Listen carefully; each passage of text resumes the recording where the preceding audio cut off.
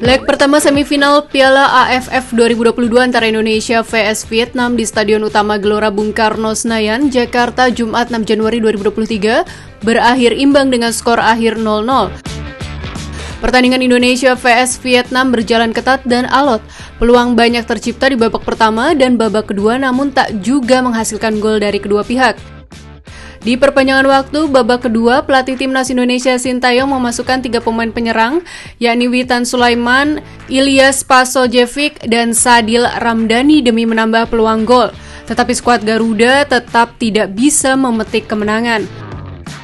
Skor 0-0 bertahan sampai laga bubar. Hasil ini membuat peluang lolos kedua tim ke final masih terbuka lebar. Leg kedua semifinal Piala AFF 2022 akan gantian digelar di Stadion Nasional Mai Dinh Hanoi, Vietnam pada 9 Januari mendatang. Timnas Indonesia harus menang atau seri dengan mencetak gol untuk bisa lolos ke final.